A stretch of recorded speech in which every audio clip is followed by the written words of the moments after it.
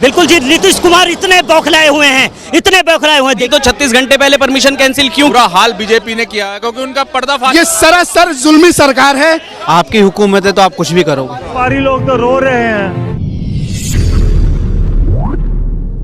और स्वागत है आप सभी का। बीते दिनों राहुल गांधी बिहार के दरभंगा गए थे।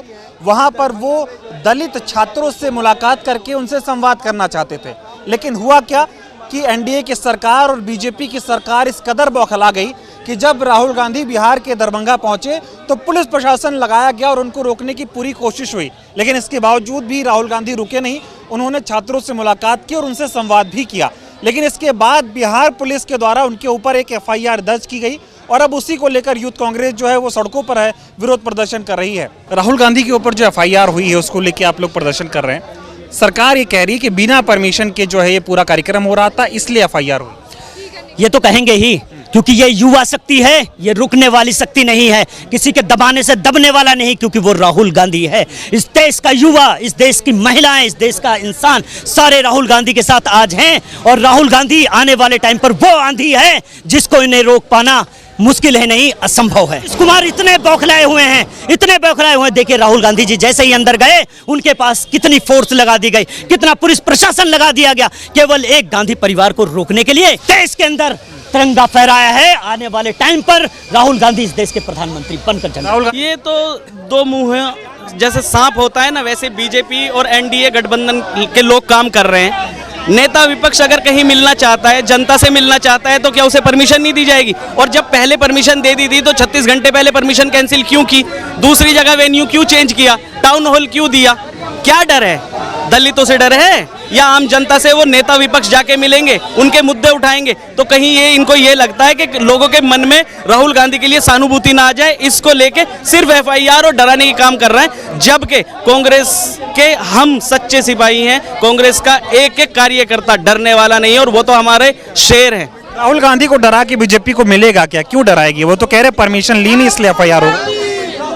जो राहुल के साथ गांधी लगा है ना, गांधी, उस गांधी का डर है, उस गांधी का डर है, उस गांधी की विचारधारा का डर है, वो है असली डर। महात्मा गांधी जी से भी डरते थे, इंदिरा गांधी जी से भी डरते थे, सोनिया गांधी जी से भी डरते थे और अब राहुल गांधी जी से भी डर। राहुल गांधी कह रही है एफआईआर मेरे लिए मेडल है, मैं डरने वाला नहीं। हाँ बिल्कुल मेडल है ना, करो एफआईआर भाई साहब, एफआईआर करो ना, अभी करो 1000-2000 एफआईआर करो। वो शेर है, बब्बर शेर है, वो डरने वाला नहीं है। सबसे पहली चीज की बहुत ही चिंताजनक चीज है, देश का एक विपक्ष का नेता जो जहां पे आप देखना चाहते हैं वो एक ऐसा प्रदेश है जहां से उच्च जानकारी मिलती है, उच्च शिक्षा मिलती है, जहां से आईएएस आईपीएस निकलते हैं, वहां के छात्र को आप रोडों पे मारते हैं। वहां के छात्रों को कोई सुविधा नहीं है। वहां के छात्र आज आए दिन हर अपमानजनक सामना करते हैं। तो क्या देश के विपक्ष के नेता वो अपने लोगों से नहीं मिलेंगे?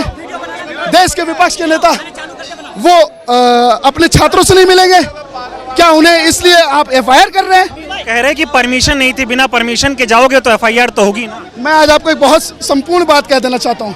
परमिशन किस बात की? अपने लोगों से मिलने पे परमिशन है, अपने लोगों से मिलने पे एफआईआर है।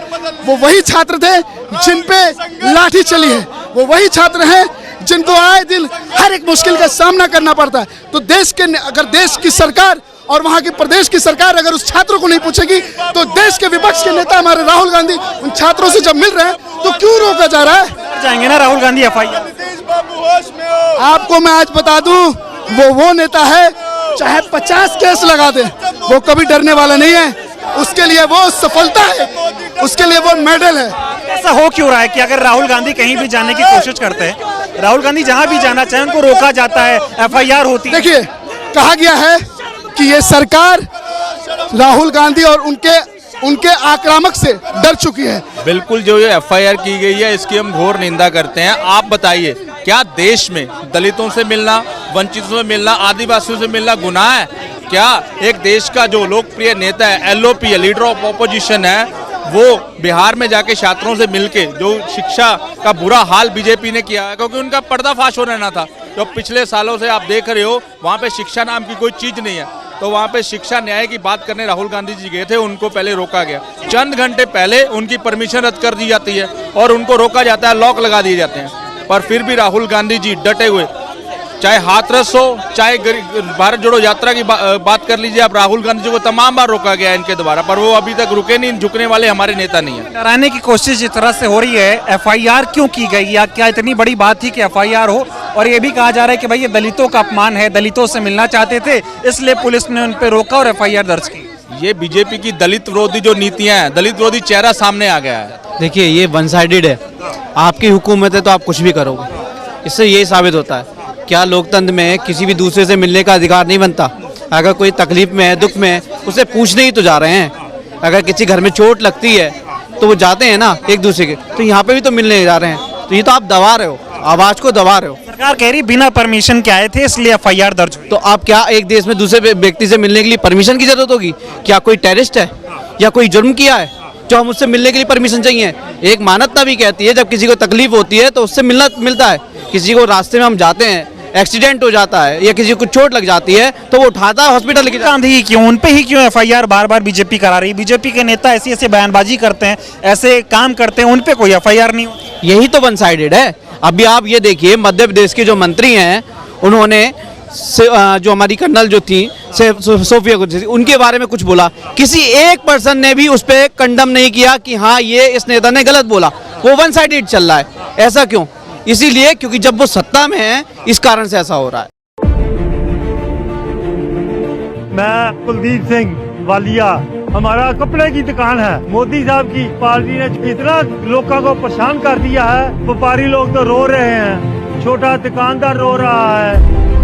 महंगाई इतनी है कि सिलेंडर का रेट पूछ लो, 1100 रुपया का सिलेंडर मिल रहा है। पेट्रोल की देख लो, कोई दाल घ्यो दे लो, कोई सस्ता मिलता है। जे न्याणे पढ़ के यहीं घूम रहे हैं, कोई नौकरी नहीं मिल रही, किसी के लिए काम ही नहीं है। बिल्कुल पब्लिक के बच्चे हमके पंजाब में बाहर जा रहे हैं। ये मोदी सरकार ने कभी उसी से लड़ा दिया, किसी और को लड़ा दिया, झूठी बातें बताकर हमने वो कर दिया, ये कर दिया, लोगों को गुमराह किया, जान के परेशान किया है। उनके इसको लोगों को फायदा थोड़ा हुआ, कोई ये काम कोई नहीं कर रहा। फिर वो तो बिल्कुल मोदी का ही बोल रहा है, वो किसी की सही बात नहीं बताता, सिर्फ मोदी की बात ही मोदी। कांग्रेस पार्टी में इतना काम किया, गरीबों को साथ जोड़ा है, गरीबों का हर तरह काम करती है कांग्रेस पार्टी। हम कांग्रेस के साथ हैं।